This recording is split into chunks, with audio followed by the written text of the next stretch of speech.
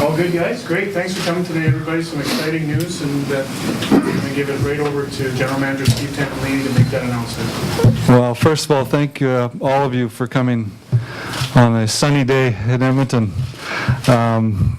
Exciting day. I know some of you were able to see Taylor yesterday at the Eskimos game, which was great to see. Watch that.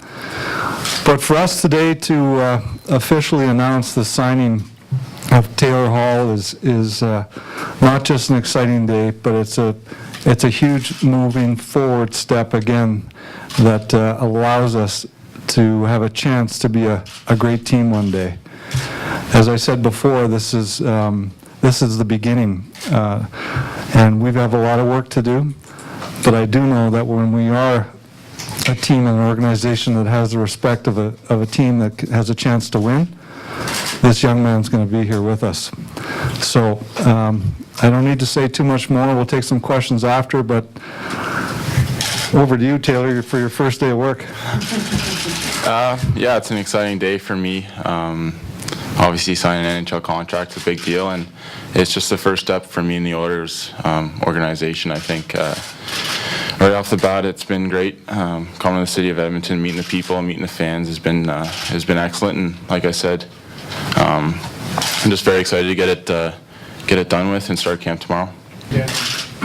Taylor, this is all very exciting stuff. Obviously, the draft and the contract signing. Does it kind of feel, though, now that the hard part starts? Yeah, I think now it's time to work. All the excitement's over. I'm officially, under contract with the Oilers, and I have to fulfill my part. So I'm excited to get, started tomorrow. As soon as I got drafted, my first step is to sign, and then this camp. So I'm very excited to get started.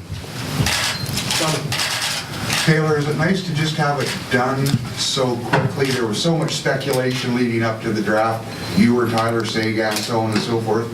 Get the paperwork out of the way, go to the camp tomorrow and get going? Yeah, I think the biggest thing for me and my family and my agents and all that was just to get it over with so I can get it out of my head. And after this camp, I can get home back to Kingston and start training and really getting ready for the season, and hopefully cracking that squad. I know that this signing is only the first step, but it doesn't really mean a whole lot right now.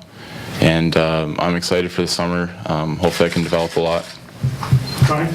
Taylor, have you adjusted your training at all, given that there's a chance you'll be competing against men this year as opposed to training for a junior hockey season? Have you adjusted anything in the way you're approaching it? I think, every season you have to take into account what you're coming up against. And this summer, my main focus is to get a lot stronger because I am playing against pros and against men. I think I can do that. I've always been a big believer in training and training hard, and this summer is a big step for me. Just, Steve, when it comes to negotiating this kind of a deal, is it fairly easy and exciting to get this taken care of from the team standpoint right away, so as you said, get focused on hockey? Well, for me, thinking the way a young player like this is, I think the quicker you take care of business allows him to focus really on the things that are important to him. And the question was asked, playing against men, and I think Taylor's always played against the elite competition all his life, but he needs the time to be able to get back home, settle it down, get focused on training so that he's fresh coming into camp. Obviously, I can't imagine the expectations of the first overall pick, not just in Edmonton, but across Canada in the National Hockey League. So I would just want to make sure we took care of business and get him home after this camp and get focused on training for sure. As soon as I get it out of the way, it's out of my mind, and I can really focus on hockey. I let my agents kind of take care of of the money aspect, and especially as a young player, you don't really have a lot of leeway in your contract. More so distractions it's you pretty take off scary. this play. What about off your play? Pressure-wise, You've got a lot to do. accustomed to it throughout the way, but does the pressure mount a little bit more every time you get drafted, sign a deal, and the prospect camp sort of continues? Yeah, it's Well, it seems like the whole offseason. you know, the pressure certainly is there. As the number one overall pick, it's always going to be there. But I think I'm used to that. I think I'm ready for it. Just like I said, I haven't done anything yet. I'm not even on the team yet. That's all I'm looking forward to now. My biggest pressure is making the team, and after that, if I do, I'll put some big goals for myself. Taylor, what the monetary difference He's between obviously going to this be on the contract team and the one next you year. had There's nothing signed left with for him the to Eskimos? accomplish in junior. That being said, I think it's a big difference. My dad was telling me the other day that back in those days, CFL players had to have second jobs, so it's a little different for me. I think I'm set for the next 3 years or so, and I'll be able to give him a gift, probably a little bit better than his contract is. What's the first thing you buy? I'm not sure. I think with my signing bonus, I'd probably buy my parents a car.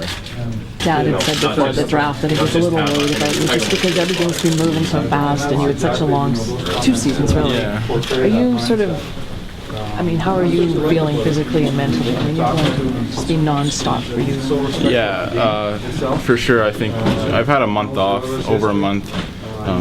Since my season's ended, but it really hasn't been a quality 1 month. It hasn't been a month where I'm going to the cottage and staying by myself. It's been pretty hectic, and I've been visiting cities and stuff like that. So eventually, I'm gonna have to get back to training really hard, and I am, and just try and get away from the game as much as I can. And I think that's huge in the off season. How do you do that if you're focused on training, knowing you really don't have that downtime? Well, when you're training and you get days off or a couple days off, you really have to take advantage of it and just get away from the game. I think even during the season, I do a pretty good job of staying away from the game and making sure I'm taking my time off. And just because if you do take that time off, you come back so much more mentally fresh.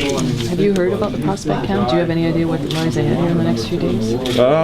Yeah, just ice times in the morning. I don't think it's too strenuous. It's more just to acquaint yourself with people and meet all the players and all the prospects, and I think I'm excited for that. One of the questions we said before. Have you had a chance to meet or have you communicated with any of the veterans on the club? Text, phone calls, quick lunch, whatever? No, nothing like that. Sean Horkoff called me the day after the draft, but I wasn't able to get a hold of him, so not much. I think as soon as I get to camp, they'll be pretty welcoming. And it's tough for a first overall pick. You don't really know anyone on the team, and you're coming in as such a highly touted player. So I'm just going to try and fit in and be humble and come ready. Okay, just kind of talk about the feeling of signing that contract and just kind of getting your career started. Yeah, it's a big step in my career, and something since the draft I've been looking really forward to, and especially with this camp as well. And it's a big step for me and my family, and just kind of shows that I got it out of the way now, and I can get Would it be fair to focused say on you hockey. could make a deal, but And obviously your goals, not one that a makes couple of sense your for goals you? going into training camp and your expectations of playing at the NHL There's level. 3 young guys. Yeah, I want to make a big impact at the training camp, and that's the biggest thing for me. If I go in there and make a big impact, I come humble, and if I come ready, I think I can do that. It's different, but I think I've gotten used to it pretty well. Why do you say maybe you're going to play in the NHL? I'm not on the team yet, so You don't think you have a roster spot locked up? no, I don't think anyone does.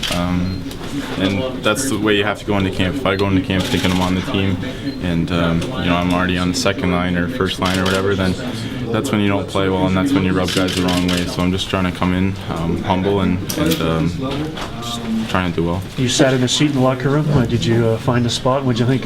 How'd it feel? I felt well. It felt very good. This is a very good day for me.